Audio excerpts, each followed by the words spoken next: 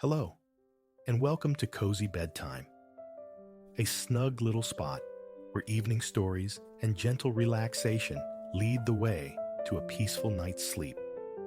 Tonight, we share another soothing tale designed to calm your thoughts and invite a sense of comforting tranquility. But first, let's pause for a moment to prepare body and mind for rest. Find a comfortable position, and with each slow inhale and gentle exhale, imagine the day's worries drifting away. Detaching from daily busyness can be tough, especially as bedtime nears. But remember, the less we worry about falling asleep, the more easily our minds can release lingering tension. Allow the gentle rhythm of your breathing to wash away any leftover concerns, and let tonight's story guide you into deep relaxation. Now, settle in and let the warm, comforting atmosphere of cozy bedtime envelop you. Enjoy the story, and may your night be peaceful and restorative.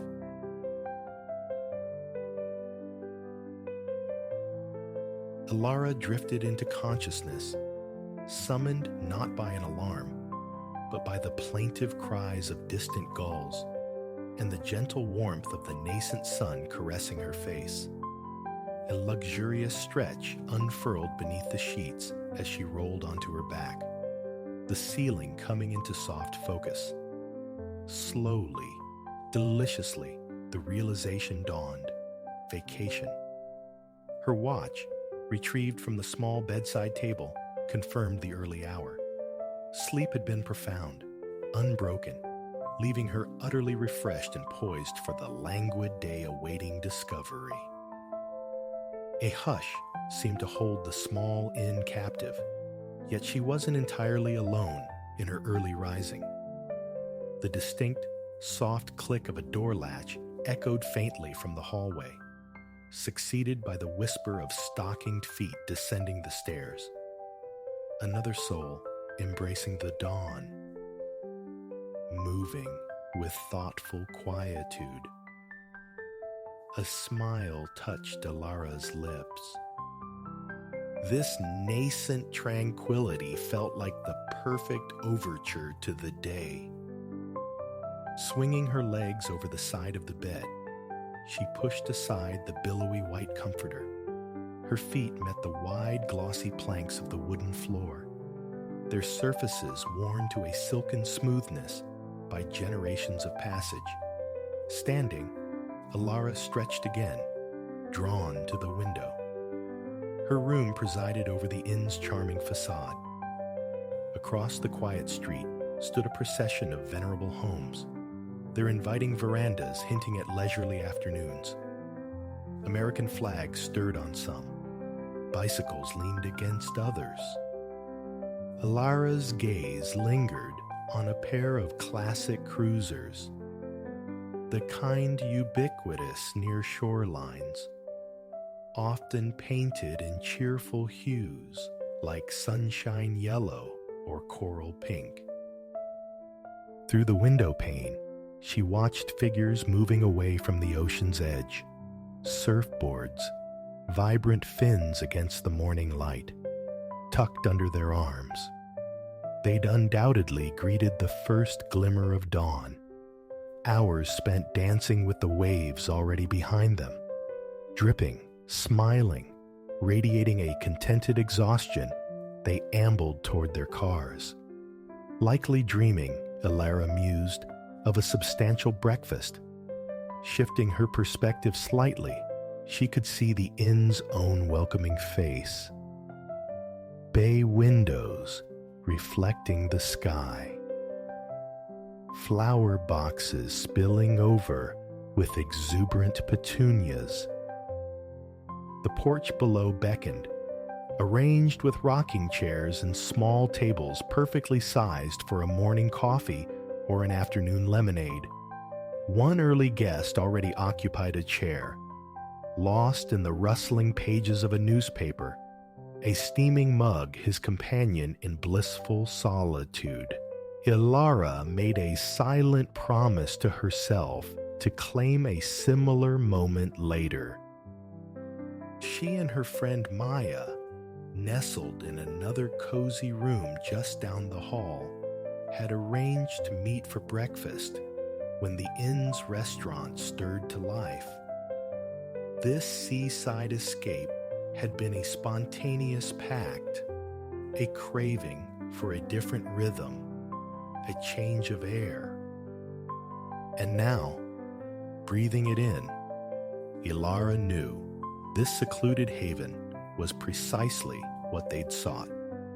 It was a place drowsing peacefully, composed of little more than the inn, a tranquil neighborhood, and a simple roadside stand dispensing snacks, coffee, and sundries. The inn itself felt ancient, a steadfast anchor around which the surrounding homes had gradually materialized over decades.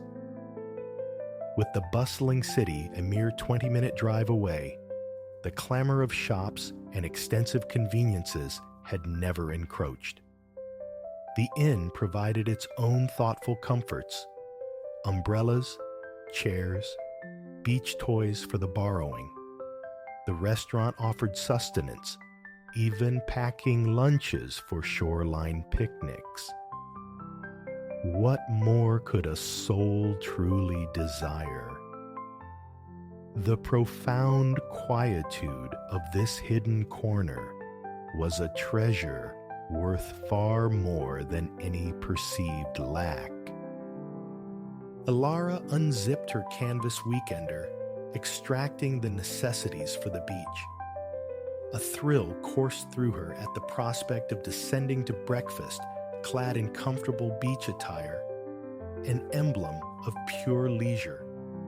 She yearned to feel the warm sand yielding beneath her toes. The forecast promised perfection, a day sculpted for the shore. After brushing her teeth and taming her sleep-tousled hair, Ilara laid her beach tote upon the bed. Into it went her current novel, sunglasses, lip balm, and a water bottle. With preparations complete and minutes still to spare before meeting Maya, she decided on an early foray downstairs for coffee. Picking up her room key, attached to a diamond-shaped plastic fob bearing her room number, she stepped into the corridor, softly securing the weathered white door behind her. The hallway floors mirrored those in her room, painted white planks stretching the length of the narrow passage, lending the space a clean, luminous quality.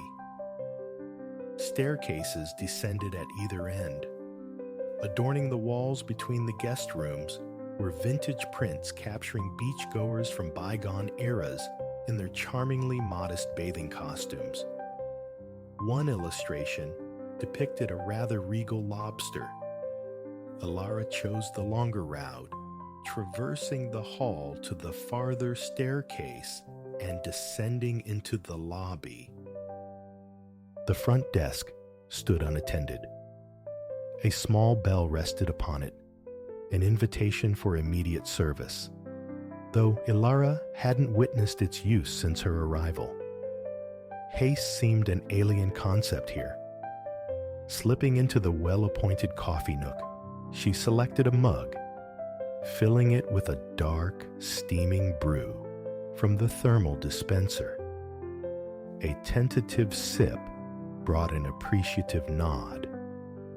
The inn understood the art of good coffee. Only moments remained before Maya would appear. Pushing open the screen door, Ilara stepped onto the expansive porch. The man with the newspaper had vanished, leaving the entire space to her. She settled into a wicker chair, placed her mug on an adjacent table, and leaned back, letting the gentle motion begin. Even at this early hour, the air was balmy, agreeable. A soft breeze stirred, teasing loose strands of hair from her ponytail. She felt she could easily drift off right there, linger all day. But the beach whispered its siren call. A few minutes later, the screen door creaked open again, and Maya poked her head out. "Morning," she greeted brightly. "Ready for breakfast?" Together, they navigated toward the inn's restaurant. The host welcomed them with genuine warmth, leading them not into the main dining room, but onto a screened porch flanking the building.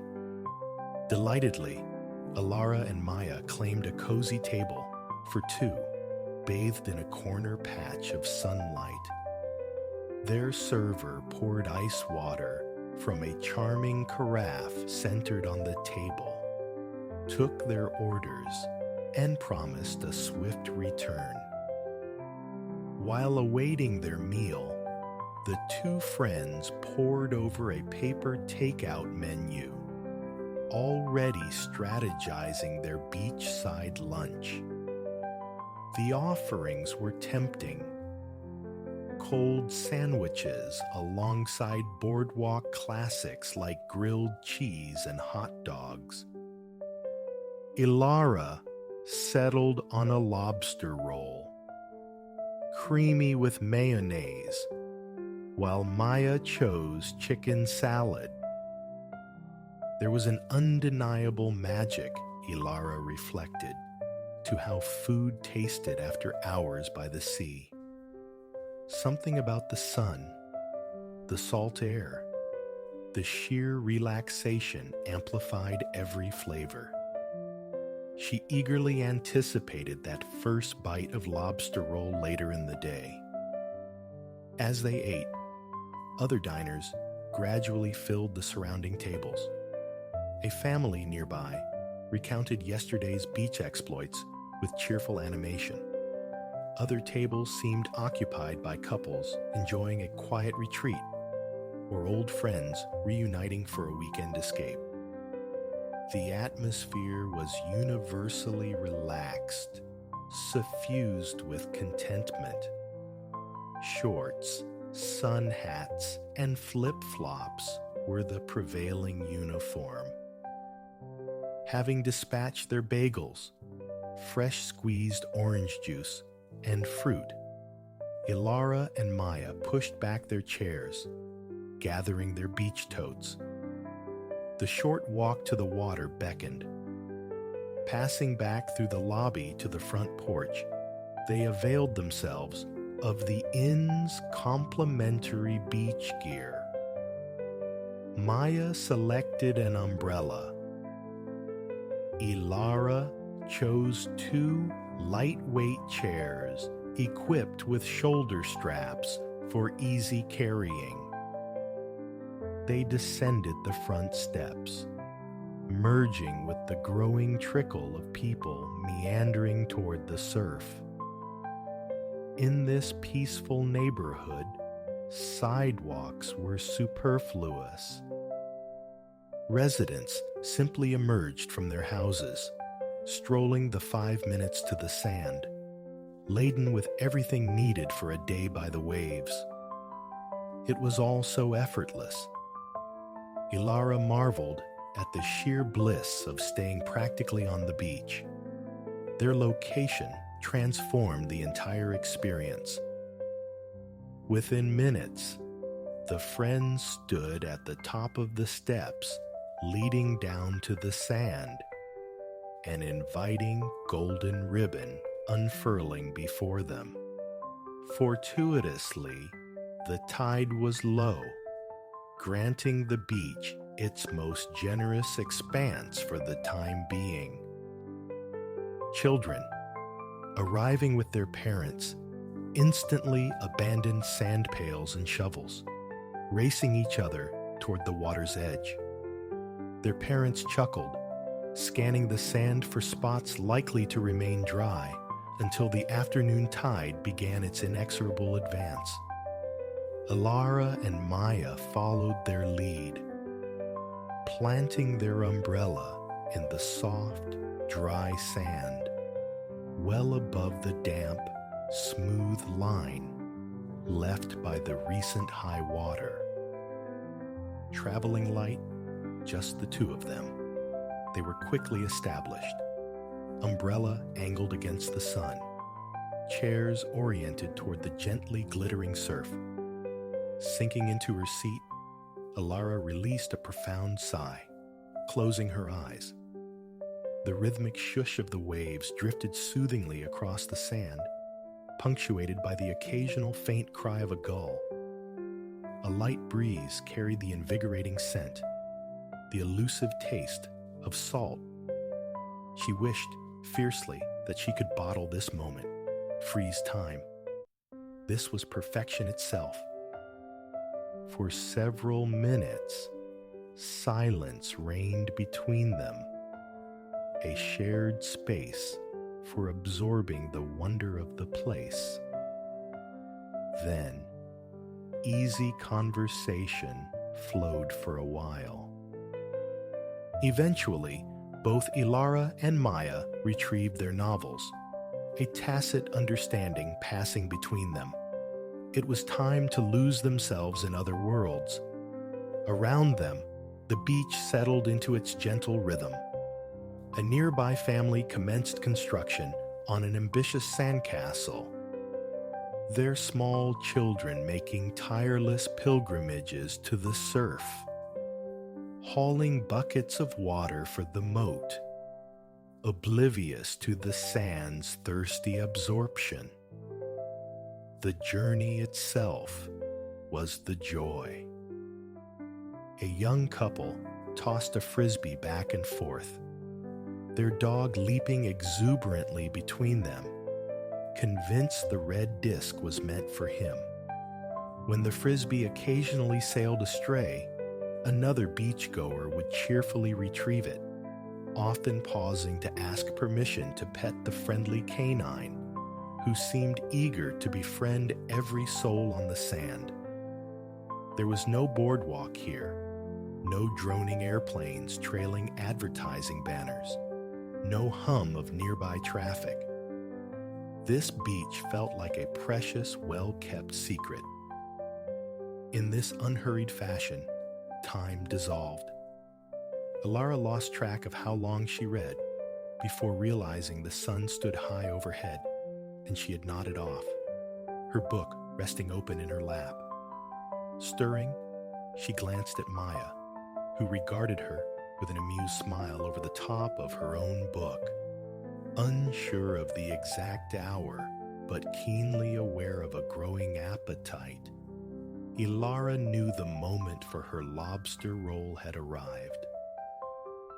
They opened their lunch bag with anticipation, unwrapping sandwiches, nestling cold water bottles into the sand beside them, and tearing open bags of potato chips with a satisfying crackle.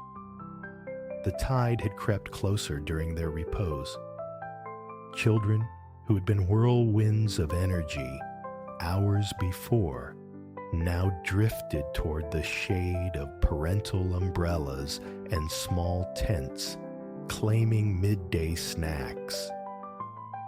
Ilara noticed a mother nearby, a sleeping baby draped across her lap, lulled by the sea air, both refreshing and profoundly soporific. The lobster roll and chicken salad sandwich vanished quickly. Both were declared excellent. Dusting chip crumbs and stray bread from her lap, Ilara stood. "Going to dip my toes in," she announced to Maya, who nodded understandingly. Hours under the sun made the sparkling water utterly irresistible. Ilara ambled down to the waves, watching as the surf crept up the sand to swirl around her ankles. The chill was delicious, a perfect counterpoint to the accumulated warmth. Bending, she splashed handfuls of the frigid water onto her shoulders and the back of her neck. Shielding her eyes, she surveyed the watery playground. A woman floated serenely on an inner tube nearby, somehow managing to eat an ice cream sandwich. Now that, Ilara thought with a grin, is dedication. She stood, fascinated by the patterns the water made as it washed in, paused, then receded, revealing a faint, glittery gold substance mixed within the sand, visible only when submerged. It was captivatingly pretty. Wandering along the surf line, she reached a rocky outcrop teeming with tide pools. Balancing carefully on the uneven surfaces, she peered into the trapped miniature oceans, watching minuscule hermit crabs scuttle across their sandy bottoms. Children knelt nearby, absorbed in close observation. One suddenly scrambled up, running back toward his parents on the dry sand, eager to report his discoveries. Looking up from the pools, Ilara saw Maya, now a small figure in the distance beneath their umbrella. She slowly retraced her steps along the encroaching tide line until she regained her seat. Picking up her novel once more, Ilara noticed Maya had dozed off and smiled inwardly. Even that short stroll along the shore had renewed her desire to simply sit and be. As the afternoon deepened, time seemed to stretch and pause. Ilara frequently looked up from her book, letting her thoughts drift pleasantly. She watched a man skillfully maneuvering a colorful kite against the blue canvas sky. Observed the steady growth of the sandcastle fortress nearby. Some of the children she'd seen racing earlier now slept soundly in the shade beside their parents. A few families began the slow process of departure, shaking sand from buckets, diligently filling in excavated holes, collapsing vibrant beach chairs. The tide, relentlessly turning, was now lapping much closer to their position. When Maya stirred from her nap, Ilara confessed to feeling rather warm and, surprisingly, hungry again. Maya readily agreed it might be an opportune moment to retreat to the inn for a snack and to prepare for dinner. Gathering their belongings and the borrowed beach equipment, they slipped on their flip-flops and ascended the stone steps leading back to the street. The afternoon was alive with activity up top. Not only were numerous beachgoers packing up, but the yards of the homes lining the street buzzed with life. At one sprawling residence, a family engaged in a light-hearted game of croquet. Next door, preparations were underway for an outdoor meal, a table being set while children tumbled in and out of the house. Some youngsters appeared freshly bathed and dressed for the evening. Others, still gloriously sandy in their swimsuits, were likely awaiting their turn, chasing each other through the grass with dripping popsicles. Soon, Ilara and Maya reached the inn, gratefully depositing the umbrella and chairs on the porch. After a thorough dusting off, they carefully restacked the borrowed items where they'd found them, ready for the next guests. Stepping into the lobby, they were met with a delightful surprise. Afternoon coffee hour was in full swing. Alongside hot beverages and iced lemon water sat a platter of warm chocolate chip cookies, each nestled invitingly in its own paper sleeve. Ilara selected one that looked particularly promising, smiling as she slid it free and took a bite. It was soft, generously studded with large white sugar crystals, the semi-sweet chips still slightly molten.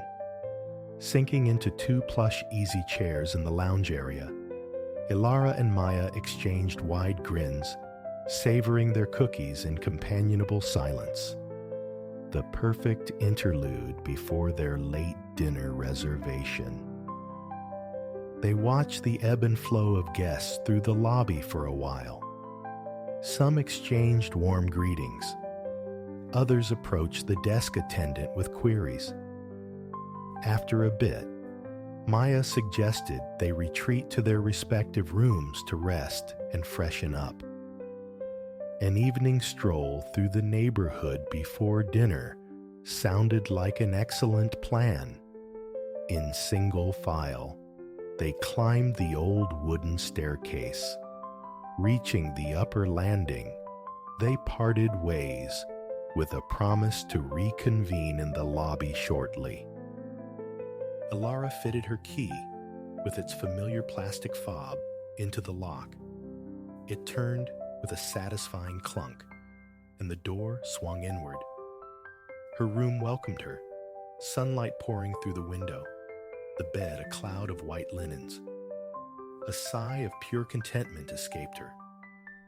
After showering and changing, Ilara curled up in the decadent orange velvet chair positioned by the window.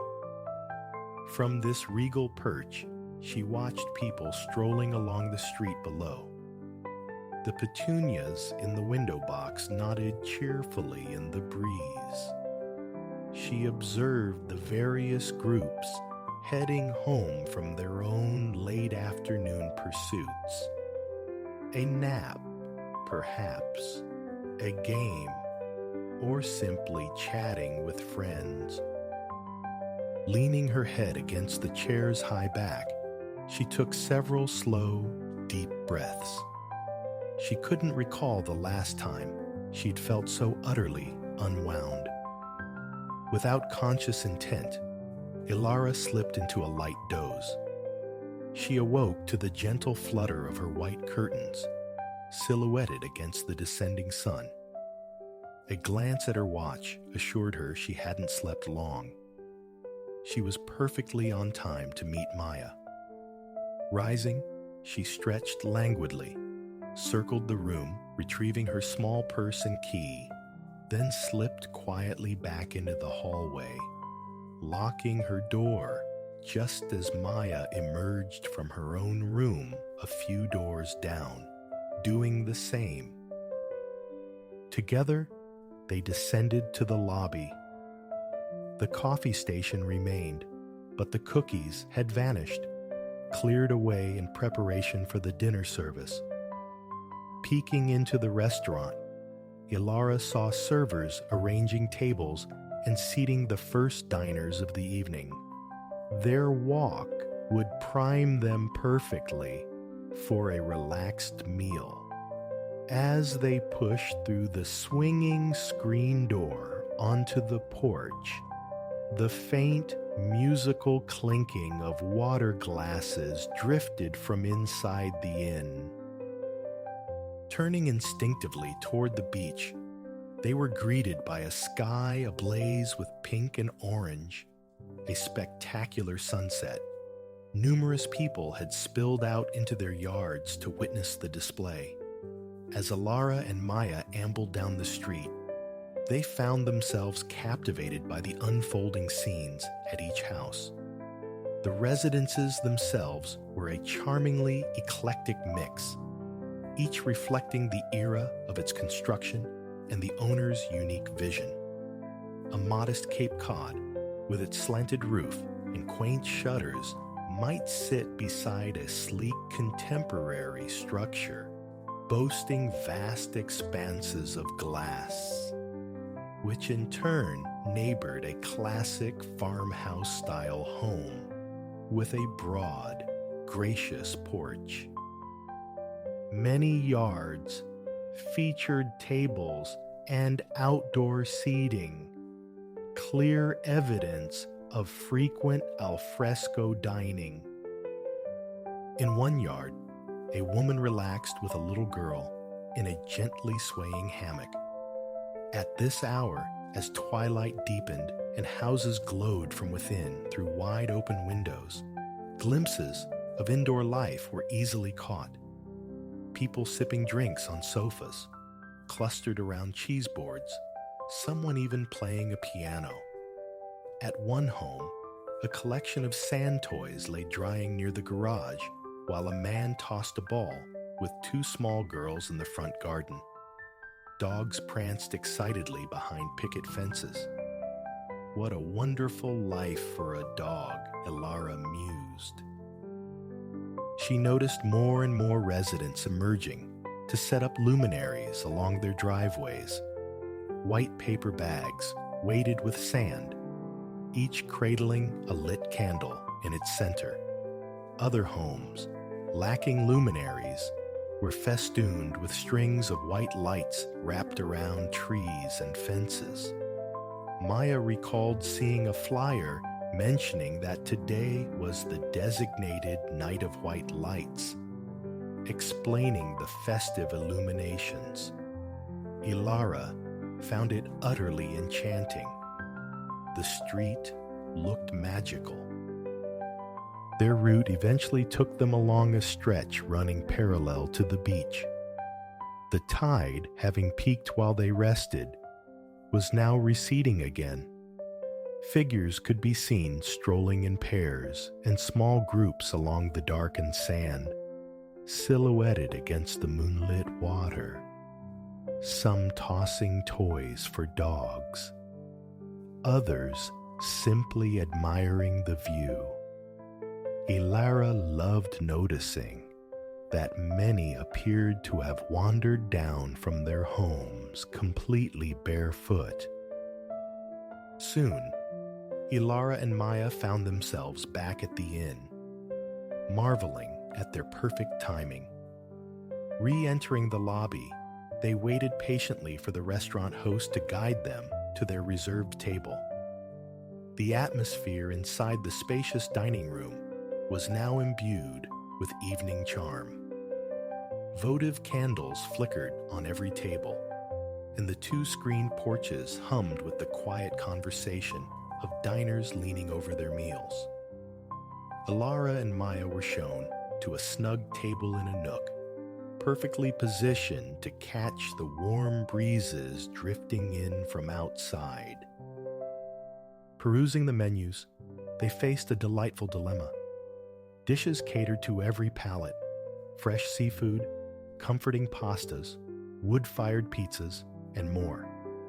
After considerable deliberation, Ilara chose a seafood pasta, while Maya opted for pizza. Both proved to be sublime choices after a long day spent surrendering to the rhythms of the beach. Why, Ilara pondered idly, did simply sitting in the sand provoke such profound hunger? It remained one of life's pleasant mysteries.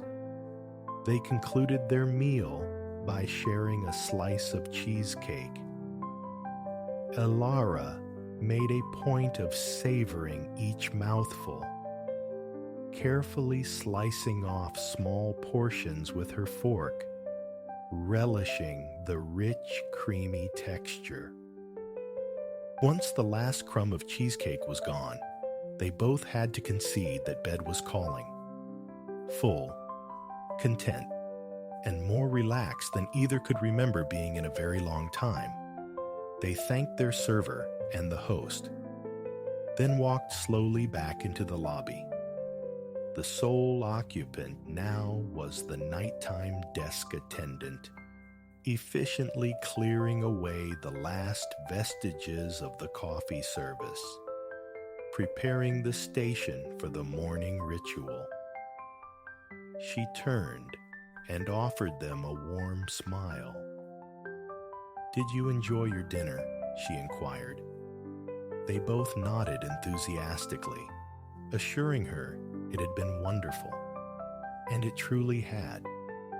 Ilara and Maya each poured a fresh glass of water from the dispenser before heading upstairs, parting ways on the landing with murmured good nights. They knew this perfect day would linger fondly in their memories. Back within the sanctuary of her room, Alara sank gratefully into the embrace of her large, soft bed. Gazing around with deep appreciation, she reflected on the simple loveliness of the place. Thanks to the balmy night, the windows remained open, admitting the occasional murmur of conversation or the whir of a passing bicycle from the street below. Propping herself against a mountain of white pillows, she angled her book into the golden circle cast by the bedside lamp. The silence within the room felt absolute, cocooning her. A tiny vessel drifting peacefully within the larger world of the seaside town outside.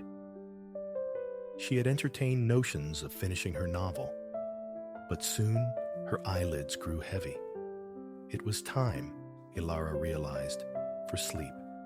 Setting the book aside for the morrow, she flattened the pillows, reached over, and extinguished the lamp. Turning onto her side, she watched, drowsily, as a sliver of moonlight painted a luminous path across the white floorboards. In the darkness, everything here seemed rendered in gold and white, she thought, already half lost to dreams. The salty breeze stirred her curtains one last time. As she surrendered to sleep, the distant, rhythmic cadence of the surf breaking on the sand reached her ears. Then, silence. Good night. Sunlight spilled, a molten effusion across a vault of pure cerulean, untouched by cloud. This celestial blue found its twin in the vast ocean expanse below, the water itself seeming to pulse with an inner magical luminescence, scattering diamond-bright shards where the sun struck. For a suspended moment, the sea's surface held an illusion of stillness. The wind, a mere whisper now, allowed the waves only a gentle, rhythmic surge toward the waiting sands. Their arrival was a soft percussion, a steady, lulling cadence, each liquid sigh washing the shore, retreating with a silken shoosh, ebb and flow composing a hypnotic measure. Initially, the rhythm felt immutable. The wave's advance, its withdrawal, a perfect echo of the one preceding. Yet a fleeting resurgence of the breeze lent the incoming water a brief swell, its voice deepening momentarily. Though the cadence held its regularity, attentive ears could discern subtle shifts, nuanced variations. The ocean, after all, exists in profound connection to sand, to air, to every life form cradled within its depths. Thus, its seemingly monotonous murmur could transform in an instant. A slight veering of the wind, like a conductor's nuanced gesture, could reshape the aquatic orchestra. The waves might roughen, their chorus amplifying, only to subside again into quietude. And then, the sound would alter once more, in subtle, arcane ways, perceptible only to the denizens of this realm. High against the blue, a winged silhouette traced slow circles. Corin, the gull, intimately familiar with the ocean's moods and motions. He scanned the shifting water, anticipating the precise instant to plunge for sustenance. When the surface lay placid, revealing a flicker of life near the top, he would descend. Gulls possess vision of extraordinary acuity, capable of resolving details from 2 miles distant. For Corin, wheeling high above calm waters on such a lucid day, prospects seemed favorable. He sought provision for his newly hatched brood, nestled on a nearby cliff face under the watchful eye of Alara, his mate. She was more than the mother of his young. She was his partner for life, a fidelity rare in the animal kingdom. Corin hoped for fish, easily procured, or perhaps the tougher prize of clams or mussels. These required ingenuity. He'd mastered the art of dropping their hardened shells from a height onto the unyielding rocks below until they fractured. Their rich flavor justified the exertion. Corin drifted further along the coastline, gaze riveted to the water. Then, a stirring below, a flash of color and movement seized his attention. He recognized the pale, silvery forms instantly and emitted a sharp, exultant cry. Directly beneath him surged an immense congregation of fish. Abundance enough not just for his own family, but for the entire colony. Moments later, drawn by his clamor, fellow gulls converged, answering his calls with their own expressive cries until the air vibrated with echoing squawks. On clear, tranquil days like this, the gulls' pronouncements carried far along the coast, audible for miles. Though famed for their boisterous nature, gulls employ sound with purpose. They are intelligent, deeply social creatures, utilizing a complex repertoire of vocalizations and body language to interact within the colony. This dialogue begins even before hatching, an unborn chick peeping to solicit parental attention and sustenance. The parent gulls reciprocate with soft, mewing calls, a form of avian baby talk. Courtship sounds possess a similar gentleness, while other circumstances demand loud, trumpeting declarations, the precise tone shifting depending on whether the bird is wooing a potential mate or defending its territory. Humans often attempt to decipher these sounds, assigning them familiar emotions. A cry interpreted as, "This spot is mine," or an expression of elation.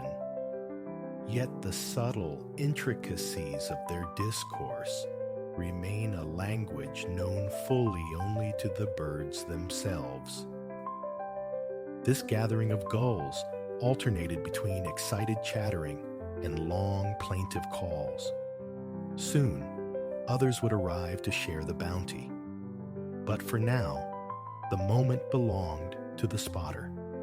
Having first sighted the fish, Corin prepared to claim his reward. He waited until his targets were sharply defined beneath the waves, then commenced his swift descent, plunging rapidly toward the surface. Down, down, down.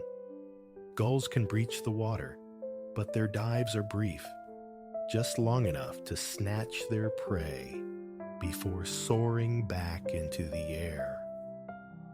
This brevity was fortunate for the fish navigating deeper currents. Down here, tranquility reigned. Fish moved with languid grace, some barely stirring, allowing the gentle undulations of the water to rock them back and forth. Venturing further into the sunlit shallows, a majestic coral reef unfurled. Sunlight streamed through the water, dappling the intricate structures with shimmering, restless patterns. Tiny, iridescent gobies darted amidst the vast, golden architecture, while larger, vividly hued fish drifted past with serene, slow-motion elegance. The reef dwellers wore every shade of the spectrum, from fiery orange to electric blue. As they navigated the coral labyrinth, some moved in utter silence. Others emitted hushed, almost subliminal noises. Certain fish released bubbles that ascended with soft, popping sounds. Others sent delicate ripples through the water with supple flicks of their tails, creating faint swishes. These were quiet, incidental sounds, starkly different from the constant avian chatter above. At first glance, each fish seemed encased in its own silent bubble, oblivious to its neighbors. One might glide past another, separated by less than a fin's breadth, yet both appeared utterly unaware, like purposeful city commuters focused solely on their destinations.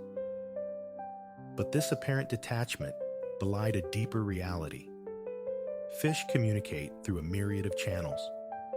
Some methods are silent, subtle electrical impulses, or the release of chemical pheromones. Light and color serve as signals during courtship, with some species flashing bioluminescence or altering their hue. For collective action, body language is paramount. Fish respond to specific gestures when swimming together, enabling the rapid, synchronized movements of vast schools that enhance safety and foraging success. Yet, for the majority of marine creatures, sound remains the most prevalent means of communication, traveling even faster underwater than through air. A bustling coral reef, teeming with life, resonates with sound as much as it dazzles with color. A brilliant blue fish, indigo, circled the reef, emitting a soft, purring vibration. This male sought a mate, hoping his call would capture the attention of any receptive females nearby. He repeated the sequence of low, buzzing pulses again and again as he swam. The sound originated from his swim bladder, the organ contracting and vibrating to produce the resonance. Other fish generate noise by grinding pharyngeal teeth or snapping their jaws.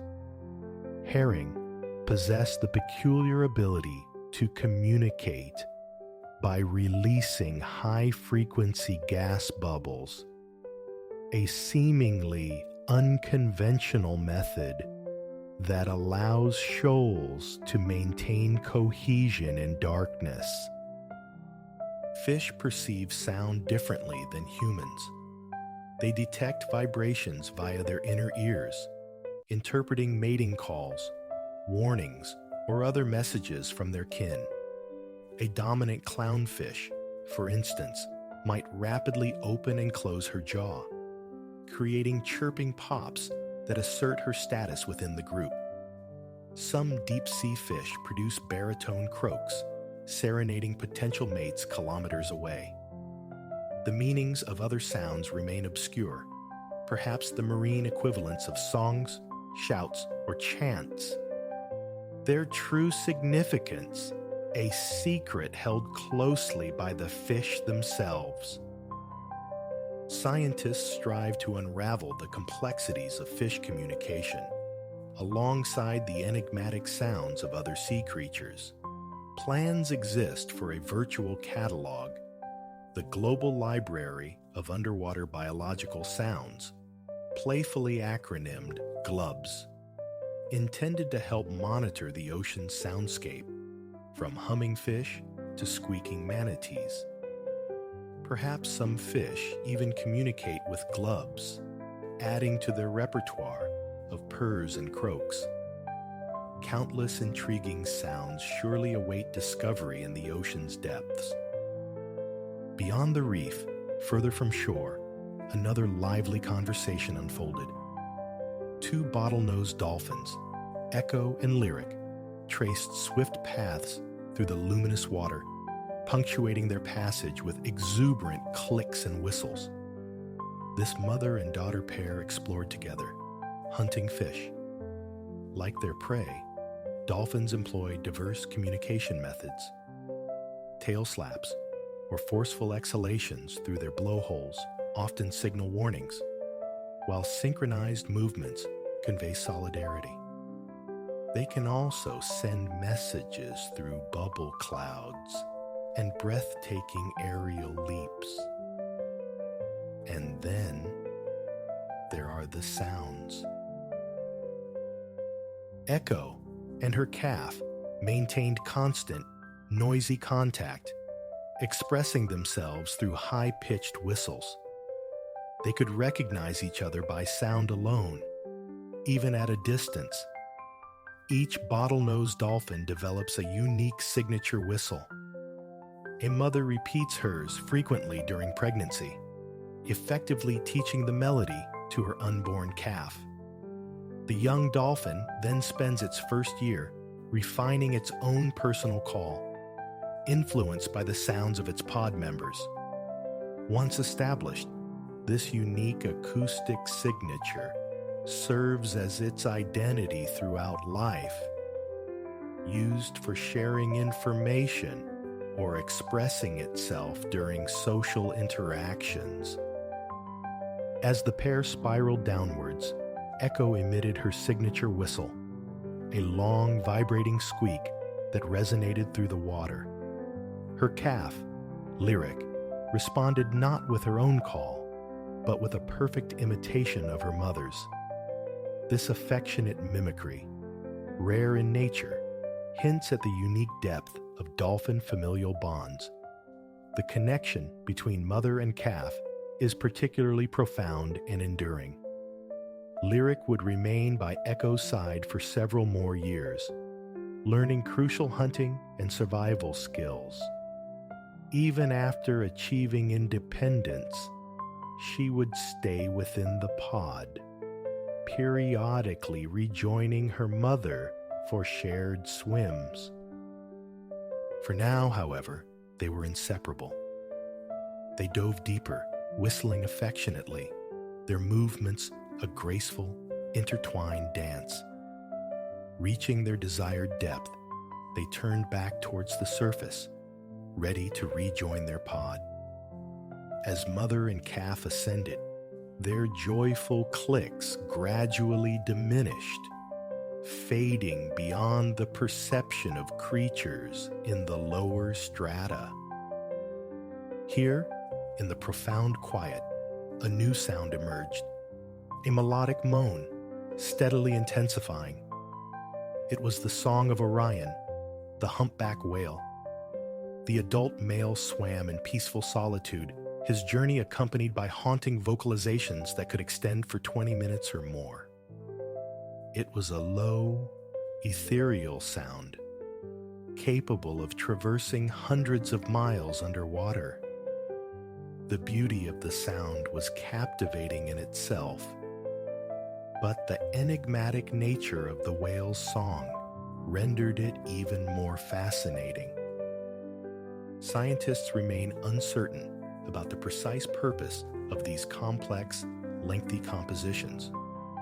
The songs often feature multiple distinct sections or phrases with varying frequencies and volumes, repeated cyclically, sometimes for days on end. Humpback whales, it seems, perform intricate, self-composed melodies on loop for reasons not fully understood. Perhaps they are mating calls, territorial declarations, or maybe, like humans, they create music simply for the intrinsic pleasure it brings. Whatever the motivation, the whales sing throughout their lives. These extraordinary melodies evolve over time. A whale might even share elements of its song with an unrelated individual who can learn parts of the harmony. A marine form of cultural exchange, one whale adopting phrases from another. Orion continued his slow, plaintive song as he ascended. Even as he neared the surface, the water remained dark. Night had descended, the silvery moonlight barely penetrating the ocean's skin. The sea was tranquil, the whale's song the only distinct sound piercing the quiet. His harmony swelled, reaching a crescendo, and then finally, silence fell. His powerful vocal apparatus required periodic rest. It was time for repose, for air. The whale rose slowly, his massive head breaking the surface. He drew a deep draft of the cool night air through his blowhole. Unlike humans, whales are conscious breathers. The act is deliberate, not automatic.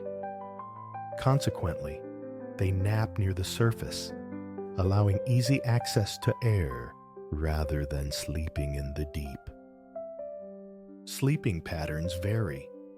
Sperm whales slumber vertically in pods beneath the surface, appearing to doze while standing upright. Orion, weary from his long swim and equally extensive performance, felt drowsiness overtake him. Floating at the surface, he closed an eye, surrendering to rest.